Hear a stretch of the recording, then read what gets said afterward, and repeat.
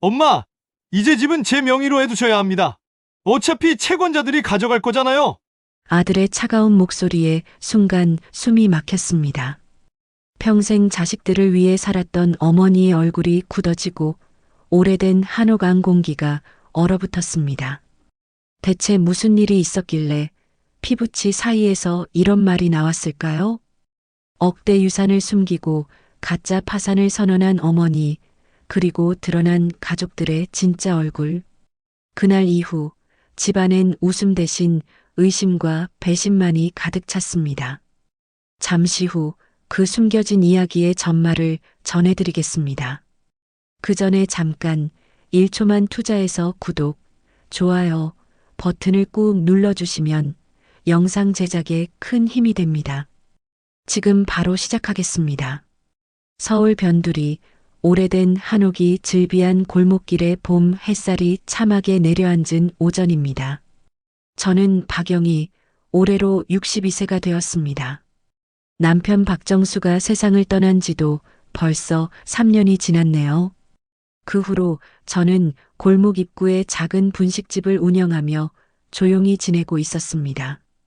어서 오세요.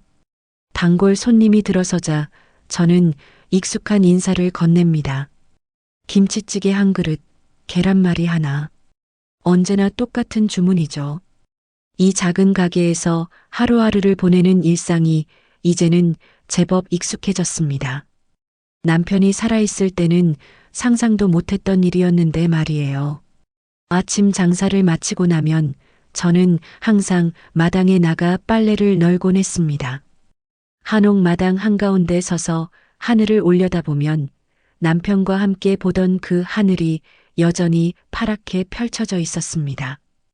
때로는 그리움이 밀려와 눈물이 나기도 했지만 이제는 그런 감정도 차분히 받아들일 수 있게 되었습니다.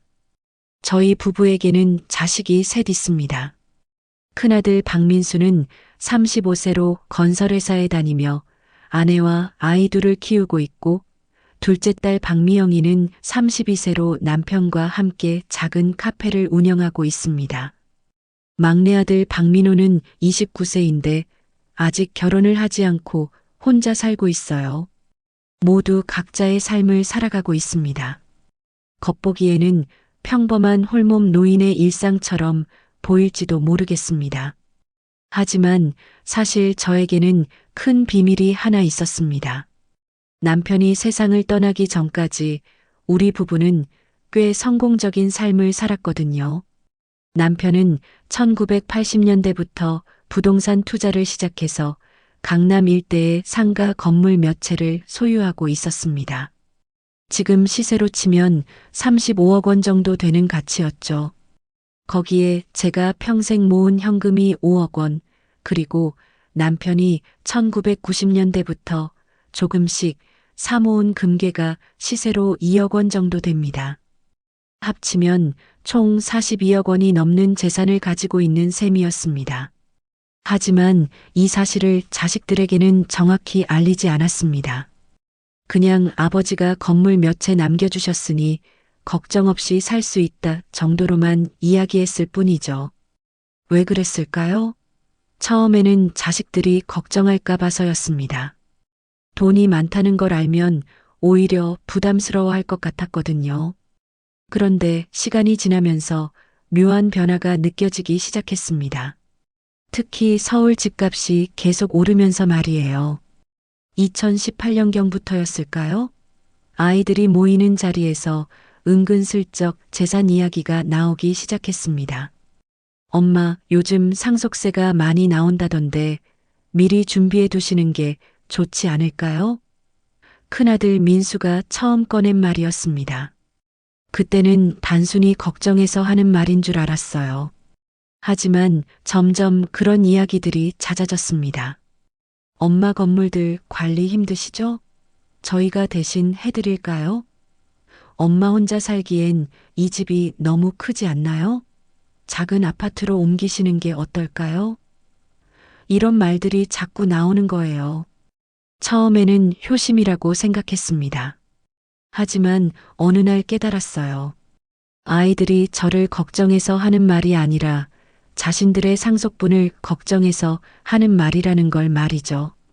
특히 큰아들 민수는 사업 자금이 필요하다며 건물을 담보로 대출을 받고 싶어 했고, 둘째 딸 미영이는 카페 확장을 위해 자금이 필요하다고 했습니다.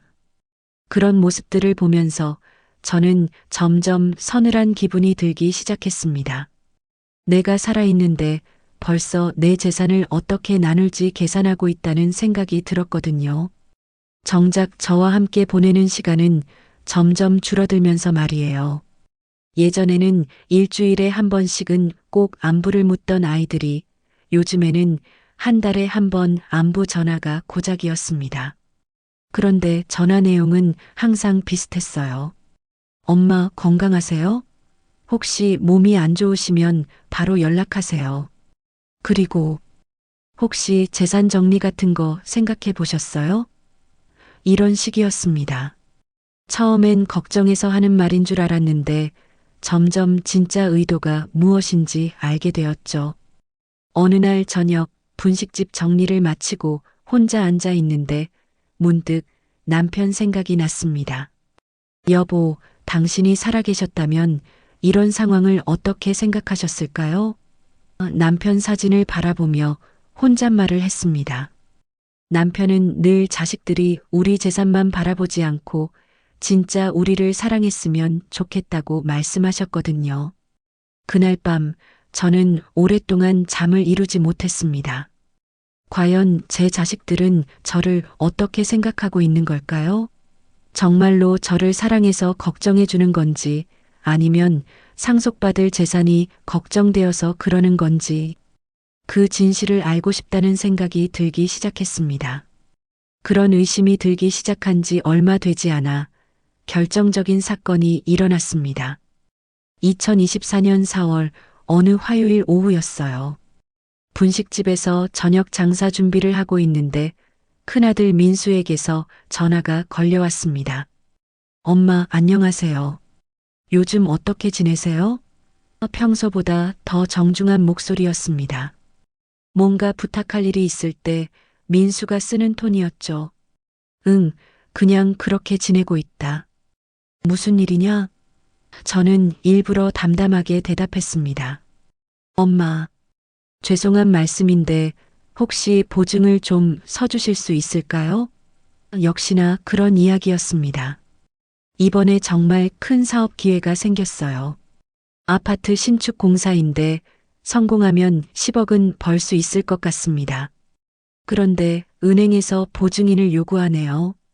민수의 설명을 들어보니 15억 원짜리 공사 계약을 따냈는데 계약금과 중도금을 위해 8억 원의 대출이 필요하다는 것이었습니다.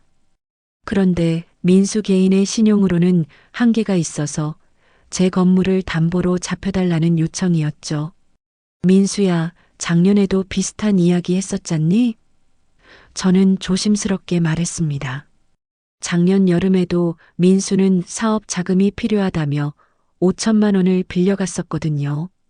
그때도 3개월 후에 이자까지 쳐서 갚겠다고 약속했는데 벌써 8개월이 지났어도 한 푼도 갚지 않았습니다. 아, 그거요? 엄마, 죄송해요. 이번 일이 끝나면 그것까지 함께 갚을게요. 정말 확실한 일이에요. 믿어주세요.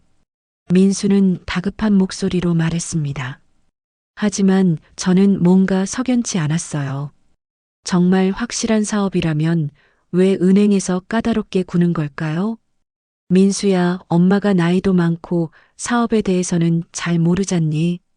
좀 더 신중하게 생각해보자. 저는 일단 시간을 두고 생각해보자고 했습니다. 그런데 민수의 반응이 예상과 달랐어요. 엄마, 지금 이 기회를 놓치면 정말 후회할 거예요. 다른 업체들도 다 노리고 있는 프로젝트거든요. 엄마 건물 하나만 담보로 잡으면 되는 거예요. 어차피 나중에는 다 제가 물려받을 거 아니에요? 마지막 말이 제 가슴을 찔렀습니다. 어차피 나중에는 다 제가 물려받을 거 아니에요? 그 말이 계속 귓가에 맴돌았습니다. 민수에게는 저라는 사람보다 제 재산이 더 중요하다는 뜻으로 들렸거든요. 저는 좀 더 생각해보고 연락할게라고 말하고 전화를 끊었습니다. 그날 저녁 저는 오랫동안 마당에 서서 별을 올려다봤습니다. 남편과 함께 이 마당에서 아이들이 뛰어노는 모습을 지켜보던 시절이 생각났어요. 그때는 아이들이 정말 순수했었는데 언제부터 이렇게 변한 걸까요? 다음 날 아침 둘째 딸 미영이에게서도 전화가 왔습니다. 엄마, 오빠한테 들었는데 사업 얘기하던데요? 엄마, 요즘 사기가 너무 많아요.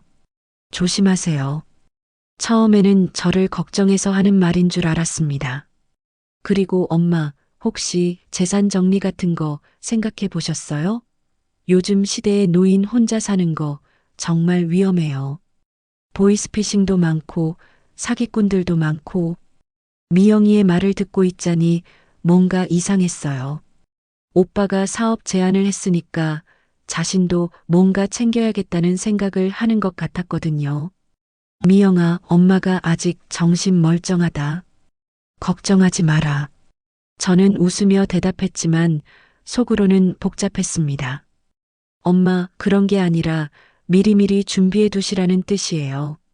요양원도 알아보셔야 하고 재산도 어떻게 할지 정하셔야 하고. 요양원 이야기까지 나오니까 정말 기가 찼어요.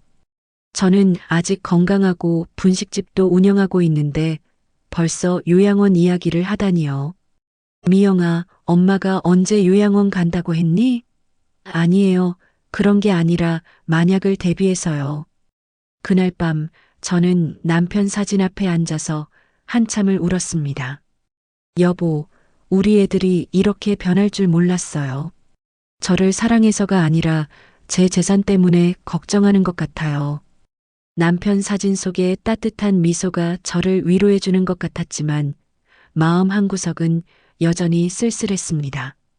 며칠 후 막내 아들 민호에게서도 연락이 왔습니다. 엄마, 형이랑 누나가 엄마 재산 때문에 말이 많던데요? 엄마, 저는 그런 거 신경 안 쓰니까 걱정하지 마세요. 처음에는 다행이라고 생각했는데 민호의 다음 말을 듣고는 깜짝 놀랐어요. 대신에 엄마, 제가 결혼 준비 중인데 신부 집에서 전세금을 요구하네요. 5억 정도 되는데 혹시 도와주실 수 있을까요? 결국 민호도 마찬가지였습니다. 형과 누나처럼 돌려서 말하지 않고 직접적으로 요구하는 것만 다를 뿐이었어요. 그날 밤 저는 결심했습니다. 그래, 이제 확실히 알아보자. 내 자식들이 정말로 나를 사랑하는지 아니면 내 재산만 사랑하는지 말이야. 평생 모은 재산을 미끼로 가짜 파산을 해보기로 한 거죠. 그래서 자식들의 진짜 마음을 확인해 보고 싶었습니다. 다음 날 아침 저는 동네 법률사무소를 찾아갔습니다. 변호사 선생님께 상황을 설명하고 파산 신청 서류를 준비해 달라고 했어요. 물론 실제로 파산하는 것이 아니라 서류상으로만 그렇게 보이도록 하는 거였습니다. 어르신, 정말로 이렇게 하시겠어요? 가족들한테 오해받을 수도 있는데요. 변호사 선생님이 걱정스러운 표정으로 말씀하셨지만 저는 마음을 굳혔습니다. 괜찮습니다. 제 자식들의 진심을 알고 싶어요. 일주일 후 모든 준비가 끝났습니다. 서류상으로는 제가 사업 실패로 40억 원이 넘는 빚을 지게 되었고 모든 재산을 잃었으며 신용불량자가 되었습니다. 이제 자식들에게 이 소식을 알려볼 차례였어요. 모든 준비를 마친 후 저는 떨리는 마음으로 가족단체 메시지방에 글을 올렸습니다. 아이들아, 엄마가 너희들에게 할 말이 있다. 죄송하다. 엄마가 사업에 손을 댔다가 크게 실패했다. 건물들도 다 경매로 넘어가고 현금도 모두 날렸다. 이제 아무것도 남은 게 없다. 정말 미안하다. 메시지를 보낸 후 저는 핸드폰을 내려놓고 한참을 기다렸습니다. 평소 같으면 몇 분 안에 연락이 올 텐데 이상하게도 조용했어요. 30분이 지나고 일시간이 지나도 아무런 연락이 없었습니다. 혹시 메시지를 못 봤나 싶어서 확인해 보니 모두 읽은 표시가 되어 있었어요. 첫 번째 반응은 둘째 딸 미영이에게서 왔습니다. 저녁 8시가 되어서야 전화가 걸려왔어요. 엄마, 정말이에요? 어떻게 된 거예요? 목소리에 당황스러움이 묻어났지만 제가 기대했던 걱정의 목소리는 아니었습니다. 오히려 뭔가 원망스러운 톤이었어요. 미영아, 엄마가 욕심을 부리다가 이렇게 됐다. 정말 죄송하다. 저는 최대한 진짜 같게 연기했습니다. 엄마, 그러면 이제 어떻게 살 거예요? 분식집도 임대료 낼 수 있어요? 미영이의 질문들을 들어보니 저를 걱정하는 것보다는 앞으로 제가 자신들에게 짐이 될까봐 걱정하는 것 같았어요. 엄마, 요즘 시대에 노인 혼자 사는 거 정말 위험해요. 차라리 요양원 가시는 게 낫지 않을까요? 거기서는 새끼 식사도 해주고 건강 관리도 해주잖아요. 미영이의 말을 듣는 순간 저는 정말 충격을 받았습니다. 제가 재산을 잃었다고 하자마자 요양원 이야기를 하다니요. 큰아들 민수에게서는 그날 밤까지도 연락이 오지 않았습니다. 다음 날 오후가 되어서야 문자 메시지가 하나 왔어요. 엄마, 정말 힘드시겠지만 이제는 현실을 받아들이셔야 할 것 같습니다. 저희도 각자 살기 바쁘니까 큰 도움은 못 드릴 것 같아요. 죄송합니다. 그 짧은 문자 메시지를 읽고 나니 눈물이 났습니다. 작년까지만 해도 엄마 재산은 어떻게 관리하실 거예요?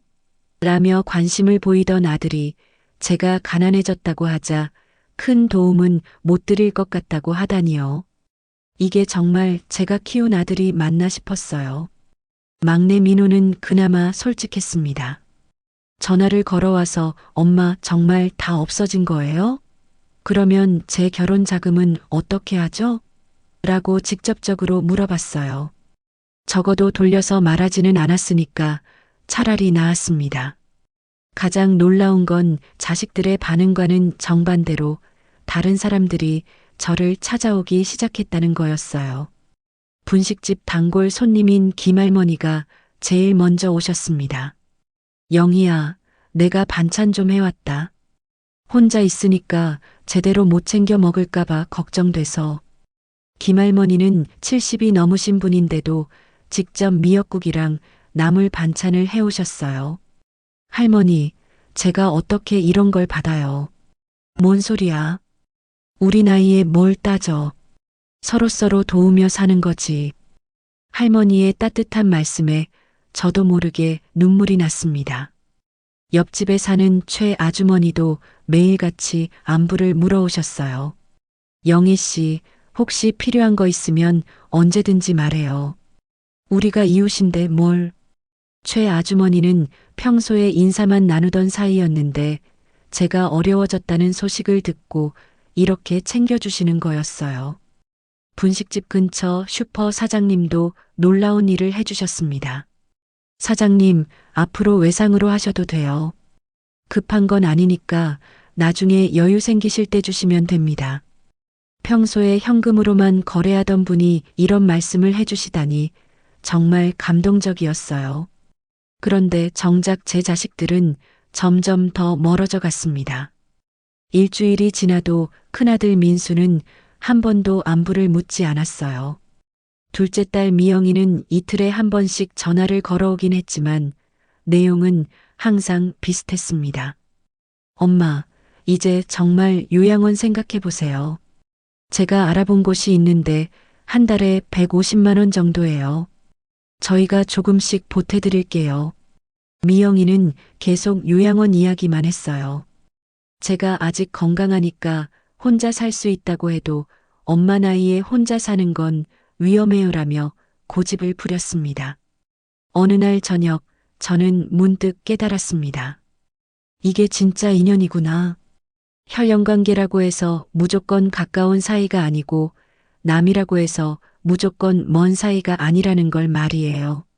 정말로 저를 걱정해주는 사람들은 따로 있었던 거죠. 분식집 장사도 예전과 달라졌습니다. 단골 손님들이 더 자주 와주시기 시작했어요. 사장님 힘내세요. 우리가 있잖아요. 맛있는 음식 해주셔서 고마워요. 이런 따뜻한 말들을 들을 때마다 가슴이 뭉클했습니다. 특히 근처 중학교 다니는 지수라는 학생이 매일 방과 후에 와서 숙제를 하고 갔어요. 할머니, 저 여기서 공부해도 돼요? 그럼 얼마든지 해라. 지수는 집에서 맞벌이 부모님이 늦게 들어오셔서 혼자 있는 시간이 많다고 했어요. 저도 혼자 있는 시간이 많아서 지수가 있으면 외롭지 않았습니다. 그런데 일주일쯤 지났을 때 큰아들 민수에게서 갑자기 전화가 왔습니다. 엄마, 저희가 가족회의를 했는데요. 엄마 혼자 계시는 게 걱정돼서 앞으로 어떻게 할지 상의하고 싶어요. 이번 주말에 다 같이 모이죠. 가족회의라니. 제가 재산이 있을 때는 한 번도 가족회의를 하자고 하지 않았는데 제가 가난해지니까 갑자기 가족회의를 하자고 하는 거였어요. 뭔가 불길한 예감이 들었지만 저는 그래, 오너라고 대답했습니다. 그날 밤 저는 남편 사진을 바라보며 말했습니다. 여보, 이제 정말로 애들의 속마음을 알 수 있을 것 같아요. 과연 어떤 이야기를 할지 궁금하네요. 남편 사진 속의 미소가 저를 격려해 주는 것 같았지만 마음 한편으로는 두려웠습니다. 혹시 제가 상상하는 것보다 더 실망스러운 이야기를 들을지도 모르니까요. 주말이 되어 자식들이 모두 집에 찾아왔습니다. 오랜만에 세 남매가 한자리에 모인 거였어요. 예전 같으면 정말 반가웠을 텐데 이번에는 왠지 마음이 무거웠습니다. 과연 어떤 이야기를 할지 뻔히 보였거든요. 엄마 앉으세요. 큰아들 민수가 정중하게 말했습니다. 마치 회사에서 회의를 진행하는 것처럼 격식을 차리는 모습이었어요. 둘째 딸 미영이는 서류 뭉치를 들고 왔고 막내 민호는 계속 핸드폰만 만지작거렸습니다. 엄마, 우선 이번 일로 정말 마음고생 많이 하셨죠? 저희도 많이 걱정했어요. 민수가 입을 열었습니다. 하지만 그 말이 진심으로 들리지 않았어요. 일주일 동안 한 번도 안부를 묻지 않았던 아들이 갑자기 걱정했다고 하니까 말이에요. 그래서 저희가 앞으로 엄마를 어떻게 모실지 진지하게 고민해 봤습니다. 미영이가 서류를 꺼내며 말했습니다. 우선 이 집부터 정리하셔야 할 것 같아요. 엄마 혼자 살기에는 너무 크고 관리비도 많이 들잖아요. 저는 깜짝 놀랐습니다. 미영아, 이 집이 뭐가 문제냐? 엄마가 50년 넘게 살던 집인데. 엄마, 그런 게 아니라 현실적으로 생각해 보세요. 이제 수입도 없으시고 분식집 장사도 언제까지 하실 건가요? 미영이가 꺼낸 서류를 보니 요양원 안내서였습니다. 그것도 한 곳이 아니라 여러 곳의 자료를 준비해 온 거예요. 엄마, 여기 보세요. 이 요양원은 시설도 좋고 직원들도 친절해요. 한 달에 180만 원 정도인데 저희가 3등분해서 낼게요. 1등분해서 60만 원씩이면 저희도 부담 없고 엄마도 편하게 지내실 수 있어요. 민수가 덧붙였습니다.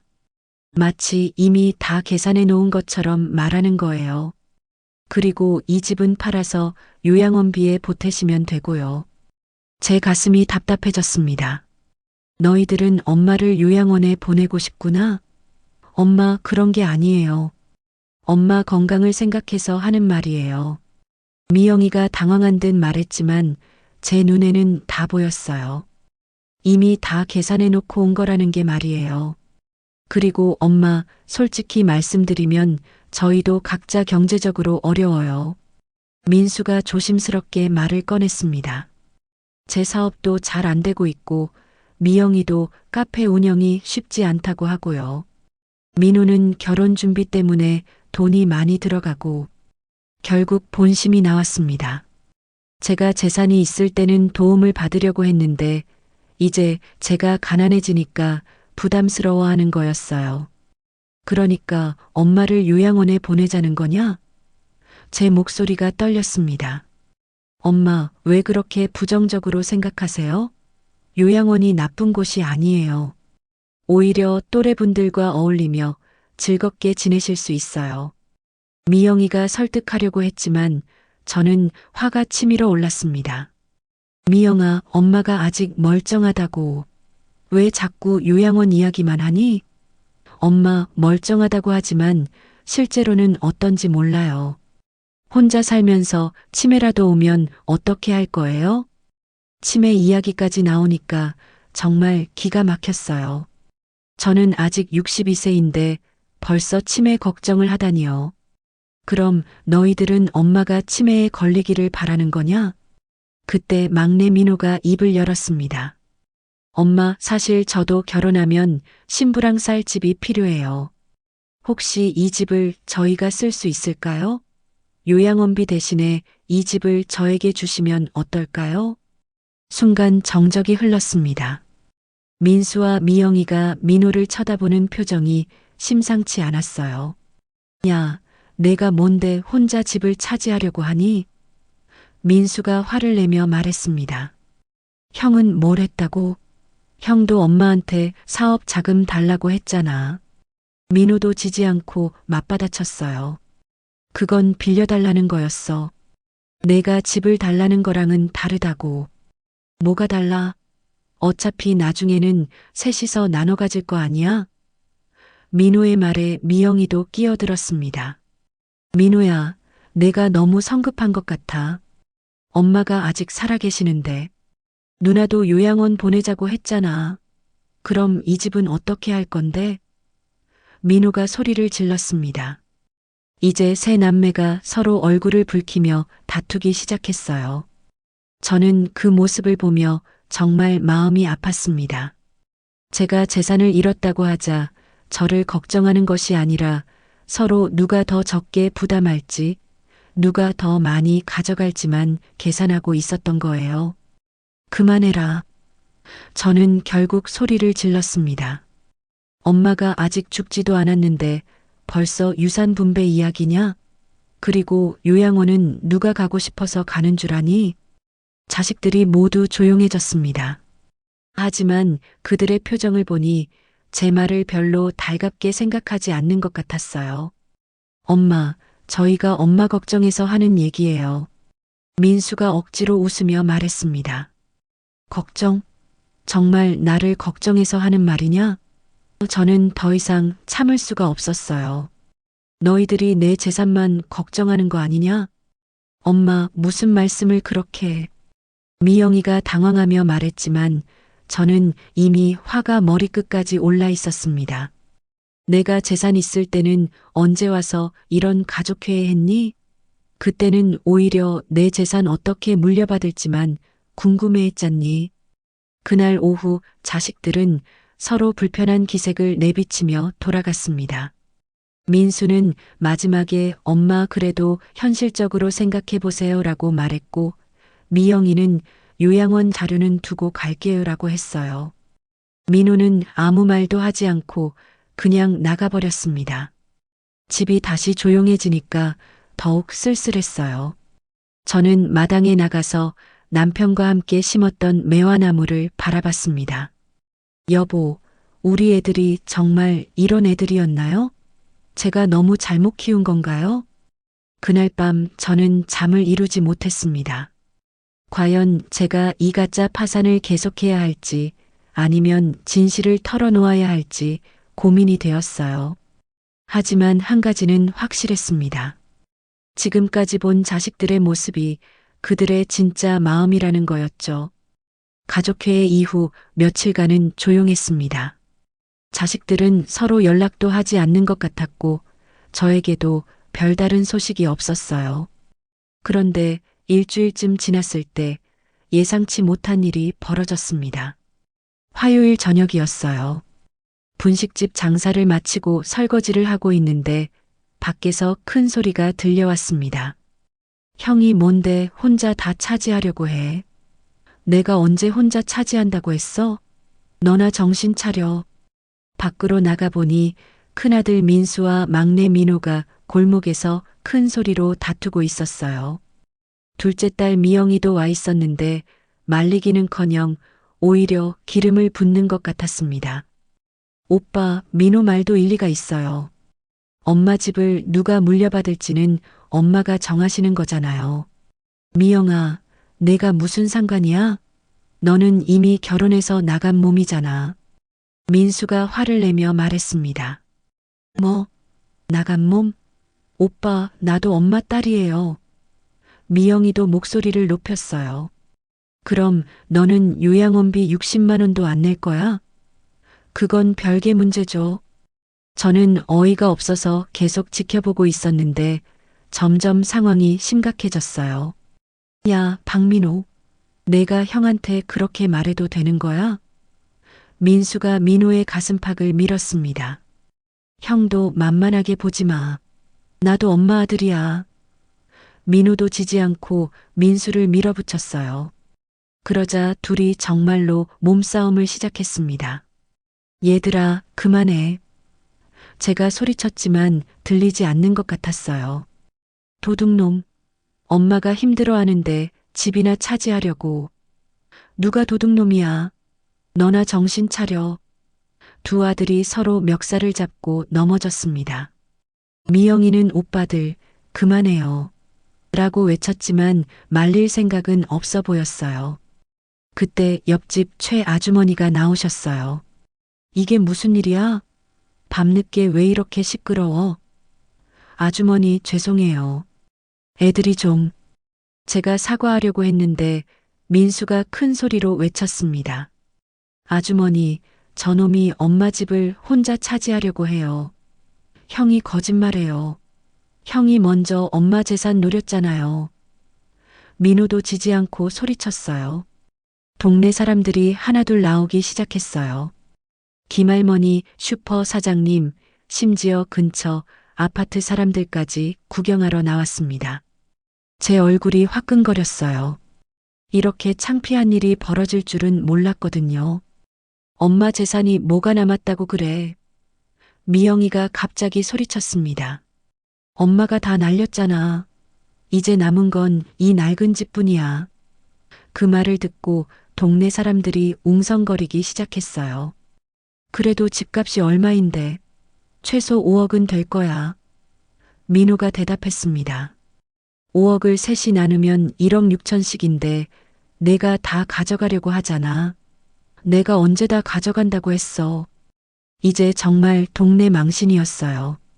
제 자식들이 제 앞에서 제 재산을 두고 싸우고 있는데 그것도 동네 사람들이 다 보는 앞에서 말이에요.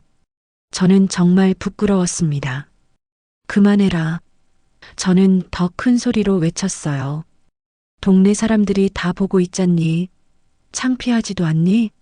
하지만 자식들은 이미 흥분 상태여서 제 말을 듣지 않았어요. 그때 누군가 경찰을 불렀나 봅니다. 파출소에서 경찰관 두 분이 오셨어요.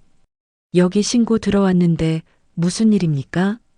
경찰관님, 죄송합니다. 제 자식들이.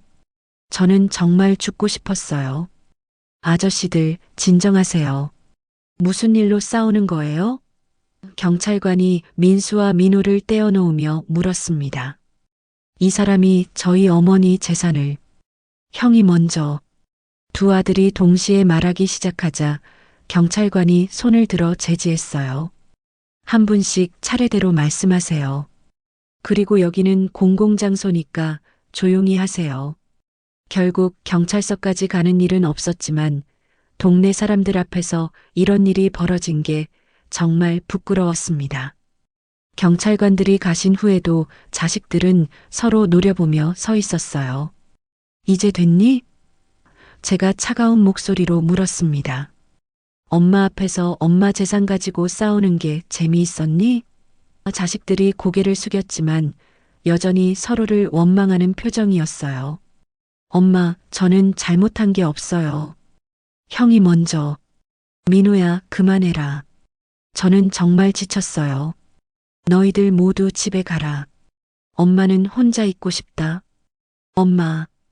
미영이가 뭔가 말하려고 했지만 저는 손을 저어 막았어요. 미영아, 너도 가라. 오늘은 정말 실망했다. 자식들이 모두 돌아간 후 동네 사람들도 하나둘 집으로 들어가셨어요. 하지만 김할머니만은 남아 계셨습니다. 영희야, 괜찮아? 할머니, 정말 부끄러워요. 뭐가 부끄러워? 자식들이 다 그런 거야. 우리 때도 마찬가지였어. 김할머니가 위로해 주셨지만 저는 마음이 너무 아팠어요. 할머니, 제가 자식들을 잘못 키운 것 같아요. 아니야, 영희야. 요즘 애들이 다 그래. 돈 때문에 가족끼리도 원수되는 세상이야. 할머니의 말씀이 위로가 되긴 했지만 여전히 마음이 무거웠어요. 그날 밤 저는 정말 오랫동안 잠을 이루지 못했습니다. 자식들이 제 앞에서 제 재산을 두고 싸우는 모습이 계속 떠올랐어요. 그리고 동네 사람들이 그 모습을 보았다는 게 정말 부끄러웠습니다. 다음 날 아침 분식집 문을 열고 나니 단골 손님들이 조심스럽게 위로의 말을 건네주셨어요. 사장님, 어제 일은 신경 쓰지 마세요. 자식들이 다 그래요. 별일 아니에요. 하지만 저는 알고 있었어요. 어제 일로 인해 제 자식들과의 관계는 돌이킬 수 없는 지경에 이르렀다는 걸 말이에요. 그리고 더 심각한 문제는 자식들이 서로를 불신하게 되었다는 거였습니다. 오후쯤 되어서 미영이에게서 전화가 왔어요. 엄마, 어제는 정말 죄송했어요. 오빠들이 너무 흥분해서. 미영아, 너도 마찬가지였잖니? 저는 냉정하게 대답했어요. 엄마, 그런데 정말로 이제 어떻게 하실 거예요? 오빠들은 서로 말도 안 하고. 미영이의 목소리에서 걱정이 느껴졌지만 그 걱정이 저를 위한 건지 확신할 수 없었어요. 미영아, 엄마가 알아서 할 거야. 너희들은 신경 쓰지 마라. 엄마. 미영아, 엄마는 아직 죽지 않았다. 내일은 내가 알아서 하겠다. 전화를 끊고 나서 저는 깊은 한숨을 쉬었습니다. 어제 일로 인해 이 가족은 정말 끝이 났구나 하는 생각이 들었어요. 하지만 동시에 한 가지는 확실해졌습니다. 이제 정말로 진실을 말해야 할 때가 왔다는 거였죠. 6챕터 진실과 성장.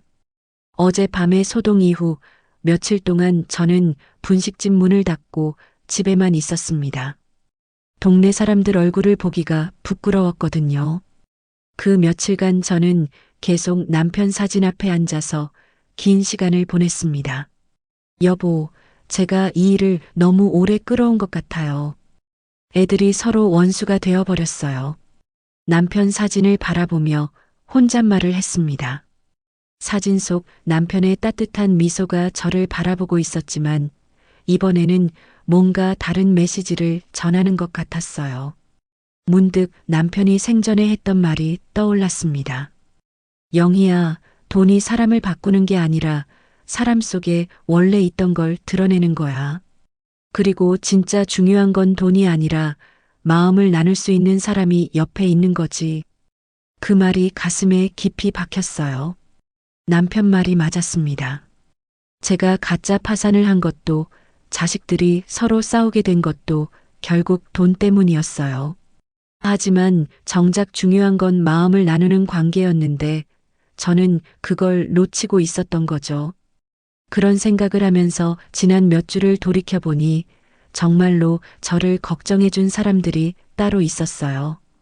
김할머니, 최아주머니, 슈퍼 사장님, 분식집 단골 손님들, 그리고 매일 와서 숙제하는 지수까지. 이분들은 제가 가난해졌다고 해서 등을 돌리지 않았어요. 특히 지수라는 학생이 어제도 와서는 할머니, 괜찮으세요? 어젯밤에 시끄러웠던데라고 걱정해 주었어요. 중학생인 지수가 오히려 제 자식들보다 더 진심으로 걱정해주는 모습을 보니까 정말 마음이 아팠습니다. 그날 오후 저는 중요한 결정을 내렸습니다. 남편이 평생 모은 재산을 어떻게 처리할지 말이에요. 남편은 생전에 우리가 번 돈을 사회에 환원했으면 좋겠다고 종종 말씀하셨거든요. 그래서 저는 동네 법률사무소를 다시 찾아갔습니다. 변호사님, 유산의 절반을 기부하고 싶어요. 어르신, 정말 신중하게 생각하셨어요? 네, 남편이 생전에 늘 하던 말이 있었거든요.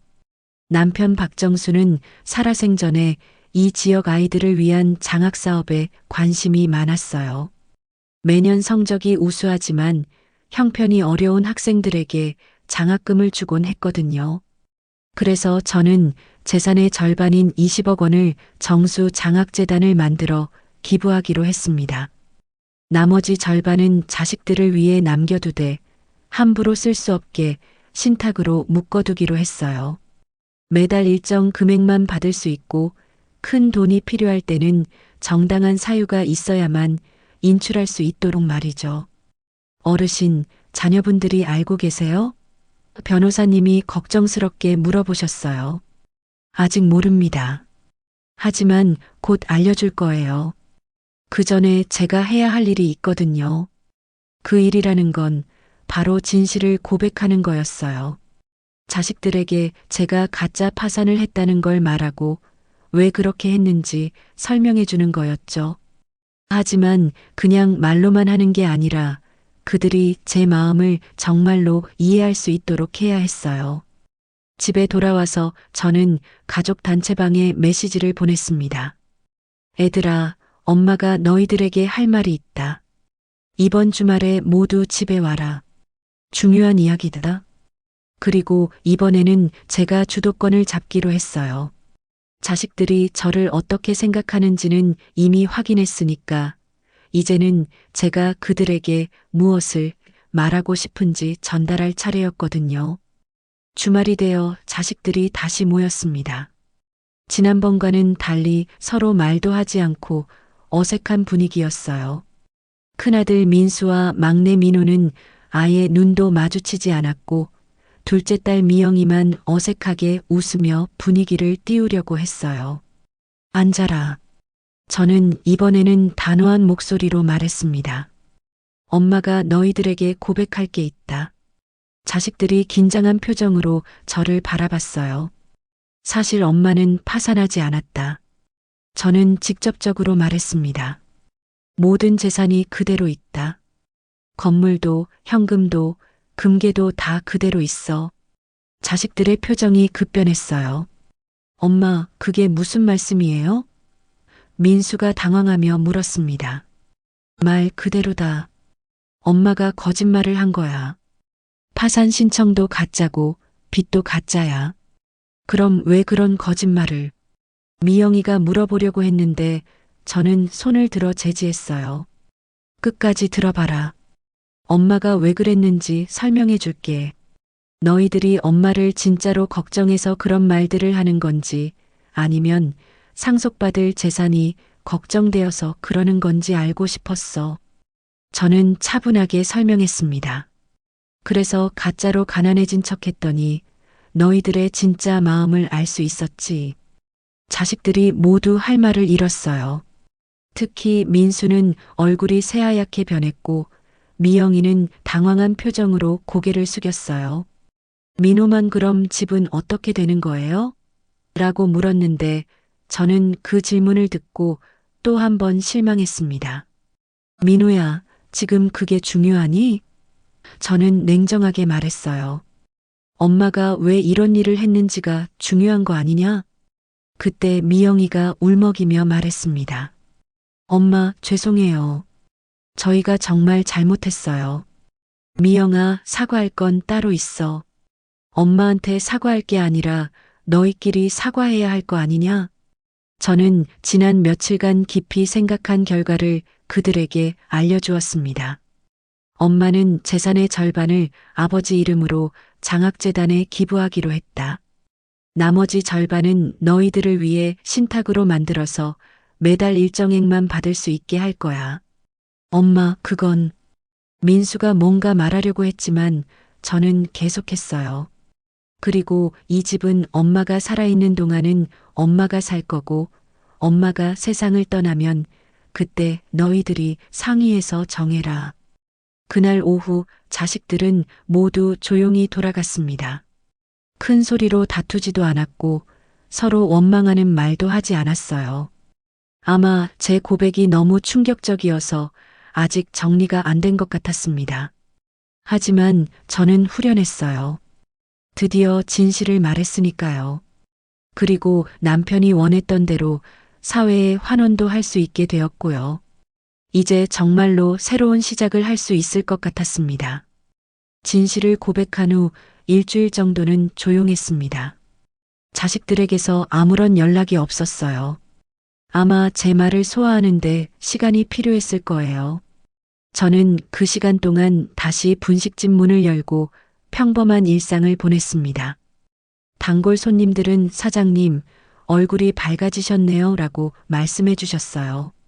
정말로 마음이 한결 가벼워졌거든요. 거짓말의 무게에서 벗어났고 남편이 원했던 일도 할 수 있게 되었으니까요. 그런데 그 평화로운 시간도 잠시였습니다. 다음 주 화요일 오후 갑자기 자식들이 모두 몰려왔어요. 이번에는 미리 연락도 없이 그냥 나타났습니다. 표정들이 심상치 않았어요. 엄마 앉으세요. 큰아들 민수가 말했는데 목소리가 평소와 달랐어요. 뭔가 단호하고 결연한 느낌이었습니다. 둘째 딸 미영이와 막내 민우도 비슷한 표정이었고요. 무슨 일이니? 저는 조심스럽게 물었습니다. 엄마, 저희가 일주일 동안 많은 얘기를 했어요. 미영이가 말했습니다. 서로 싸우기도 했지만 결국 하나의 결론에 도달했어요. 어떤 결론? 엄마가 재단에 기부하시는 건 말리지 않겠어요. 하지만 그 방법과 금액에 대해서는 저희도 의견이 있어요. 민수가 차분하게 말했습니다. 저는 좀 의외였어요. 자식들이 서로 협력한다는 게 신기했거든요. 그래, 어떤 의견인데? 우선 20억을 한 번에 기부하는 건 너무 성급한 것 같아요. 10억 정도만 먼저 기부하고 나머지는 단계적으로 하시면 어떨까요? 그리고 엄마, 솔직히 말씀드리면 저희도 엄마가 우리를 시험했다는 게 기분이 좋지 않아요. 미영이가 조심스럽게 말했습니다.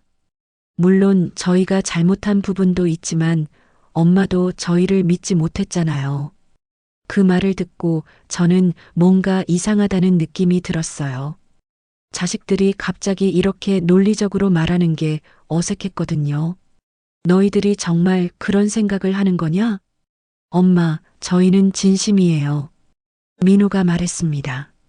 엄마가 저희를 시험하신 것처럼 저희도 엄마를 이해하려고 노력했어요.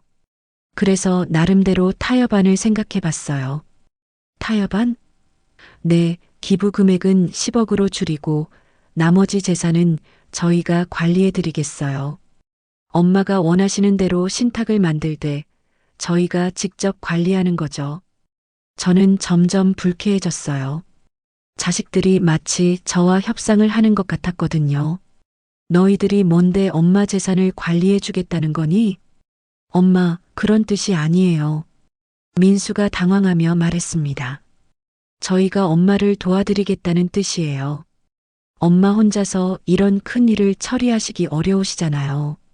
민수야, 엄마가 언제 도와달라고 했니? 저는 점점 화가 났어요. 엄마는 혼자서도 잘할 수 있어.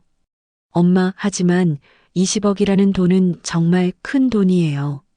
신중하게 결정하셔야 해요. 신중하게? 엄마가 신중하지 못하다는 거니? 저는 목소리를 높였어요. 너희들이 엄마 재산에 대해 이래라 저래라 할 권리가 있다고 생각하니? 그때 미영이가 울먹이며 말했습니다.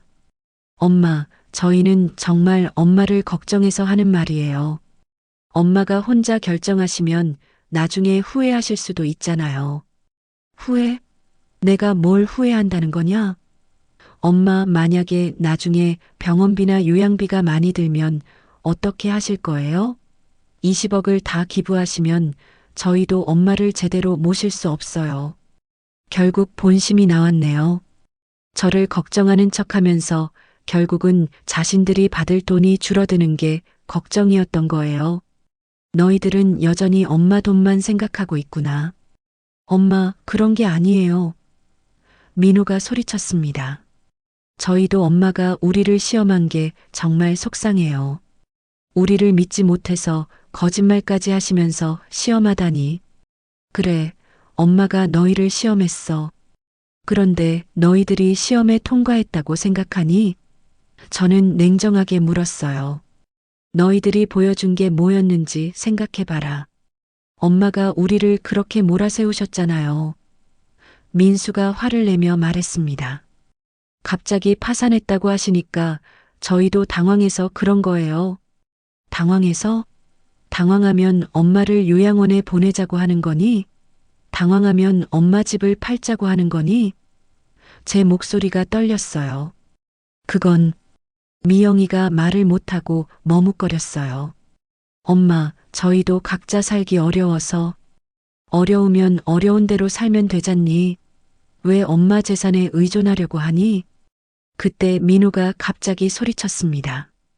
그럼 엄마는 저희를 위해서는 아무것도 안 해주실 거예요?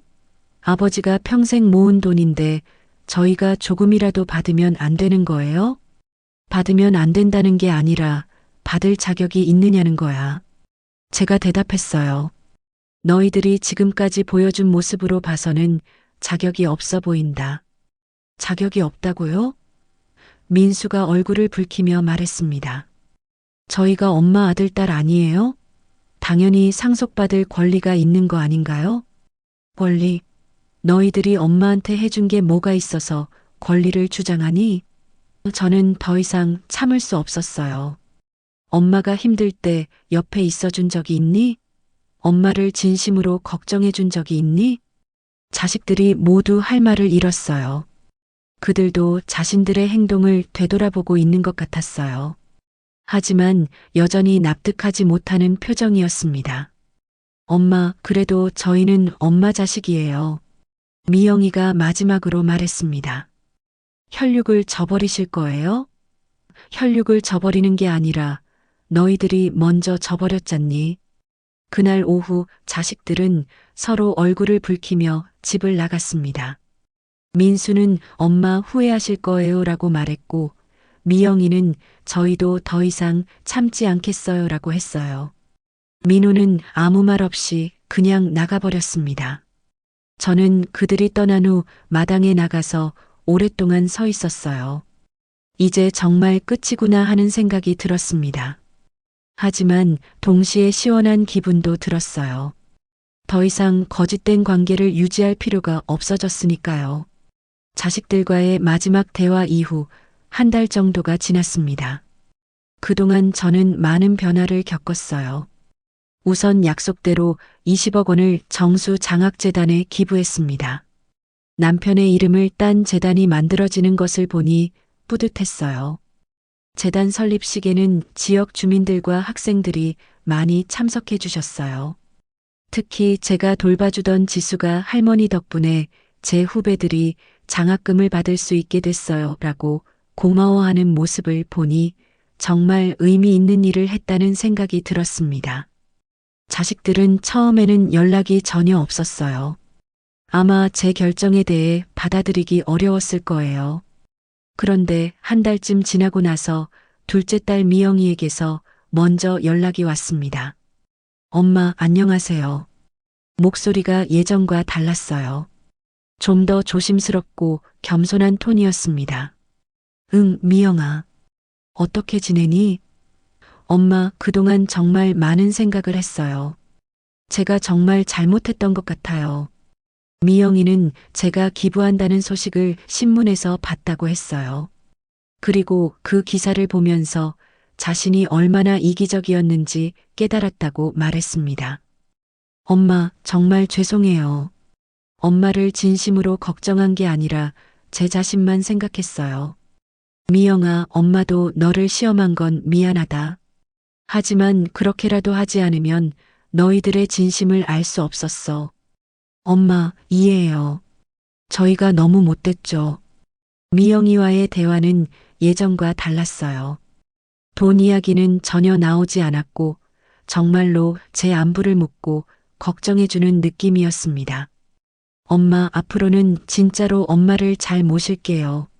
돈 때문이 아니라 정말 엄마니까요. 일주일 후에는 막내 민호에게서도 연락이 왔어요. 엄마, 제가 정말 철없이 굴었네요.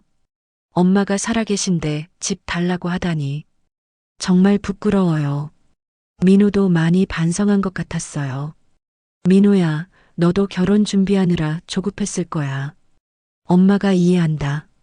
엄마, 저는 제 힘으로 결혼 준비하겠어요. 신분에도 이해해줬어요. 오히려 엄마가 기부하신 걸 보고 저를 더 좋게 봐주더라고요. 그런데 큰아들 민수만은 여전히 연락이 없었어요. 가장 많이 상처를 받았나 봅니다. 하지만 저는 기다리기로 했어요. 언젠가는 마음을 열고 연락해 올 거라고 믿었거든요. 그러던 어느 날 분식집에서 장사를 하고 있는데 민수가 갑자기 나타났어요. 얼굴이 많이 야위어 보였고 표정도 어두웠습니다. 엄마, 민수야, 앉아라. 뭐 먹을래? 민수는 한참 동안 말을 못하고 있다가 갑자기 울기 시작했어요. 엄마, 죄송해요. 정말 죄송해요. 중년 남자가 어머니 앞에서 우는 모습을 보니 저도 눈물이 났습니다. 엄마, 저는 정말 못된 아들이었어요. 엄마를 사랑한 게 아니라 엄마 돈만 사랑했어요.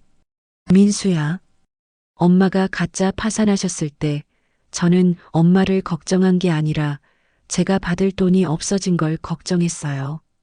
민수는 그동안 많은 후회를 했다고 말했어요. 특히 신문에서 제가 기부한 기사를 보고 정말 부끄러웠다고 했습니다. 다른 사람들은 엄마를 정말 훌륭한 분이라고 칭찬하는데 정작 아들인 저는 엄마를 원망했어요. 민수야, 이제 됐다. 엄마도 너를 시험한 건 잘못했어. 아니에요, 엄마. 엄마가 안 그랬으면 저는 평생 모르고 살았을 거예요. 제가 얼마나 이기적인 사람인지 말이에요. 그날 이후로 자식들과의 관계가 조금씩 회복되기 시작했어요. 하지만 예전과는 완전히 달랐습니다. 이제는 정말로 서로를 걱정하고 사랑하는 관계가 되었거든요. 돈 이야기는 전혀 나오지 않았고 그냥 가족으로서 안부를 묻고 함께 시간을 보냈어요. 몇 달 후 저는 또 다른 중요한 결정을 내렸습니다. 분식집을 정리하고 시골로 내려가기로 한 거예요. 서울 생활이 지겹기도 했고 조용한 곳에서 남은 인생을 보내고 싶었거든요. 자식들은 처음에는 반대했어요. 엄마, 서울에 계셔야 저희가 자주 뵐 수 있잖아요. 하지만 제 마음이 굳어 있다는 걸 알고는 더 이상 말리지 않았습니다. 대신 가끔 놀러 가겠다고 약속해 주었어요. 저는 강원도의 작은 마을에 있는 한옥을 샀어요. 마당에는 텃밭을 가꿀 수 있고 뒷산에서는 약초도 캘 수 있는 곳이었습니다. 서울집은 그대로 두기로 했어요. 자식들이 언제든 와서 머물 수 있도록 말이에요. 이사를 준비하면서 김할머니, 최아주머니, 슈퍼 사장님 같은 분들이 정말 아쉬워해 주셨어요. 영희야, 우리가 어떻게 살아? 내가 없으면 재미없을 텐데. 할머니, 가끔 놀러 오세요. 시골 공기도 마시고. 특히 지수가 가장 섭섭해했어요. 할머니, 저는 어디서 숙제해요? 지수야, 이제 내가 중학교 3학년이니까 집에서 열심히 공부해야지. 할머니가 만든 장학재단 장학금 받을 수 있게 공부 열심히 해라. 시골로 내려간 후의 생활은 정말 평화로웠어요. 아침에 일어나서 텃밭을 돌보고 오후에는 마을 사람들과 담소를 나누고 저녁에는 별을 보며 남편을 그리워했습니다. 마을 사람들은 저를 박 선생이라고 불렀어요. 제가 큰 돈을 기부했다는 소식이 이곳까지 들려왔거든요. 하지만 저는 그런 것보다 그냥 평범한 할머니로 지내고 싶었어요. 자식들은 약속대로 한 달에 한 번씩 찾아왔어요. 이제는 정말로 저를 걱정해서 오는 것 같았어요. 엄마, 혼자 사시기 외롭지 않으세요? 괜찮다. 마을 사람들이 다 가족 같아. 어느 날 저녁 마당에서 별을 보며 남편 생각을 하고 있는데 문득 깨달았습니다. 여보, 이제 알 것 같아요. 당신이 말씀하신 게 무슨 뜻인지. 남편이 말했던 마음을 나눌 수 있는 사람이 옆에 있어야 한다는 말의 의미를 이제야 이해하게 된 거죠. 진짜 가족은 피로 이어진 사람들이 아니라 마음으로 이어진 사람들이라는 것. 그리고 진짜 행복은 많은 돈이 아니라 진심 어린 관계에서 나온다는 것을 깨달았어요. 지금 저는 정말 행복합니다. 돈 때문에 복잡했던 관계들이 정리되고 진짜 소중한 것들만 남았거든요. 아이들도 이제는 진심으로 저를 사랑해주고 마을 사람들도 따뜻하게 대해주시고요. 그리고 가끔 혼잣말로 중얼거립니다. 그래도 조금은 가르쳐 줄 수 있었겠지. 돈보다 중요한 게 뭔지. 제가 겪은 이 모든 일들이 헛되지 않았다는 생각이 들어요. 늦었지만 자식들도 진짜 중요한 것이 무엇인지 깨달았으니까요. 지금도 저는 이 작은 시골 마을에서 평범하지만 진실한 하루하루를 보내고 있습니다.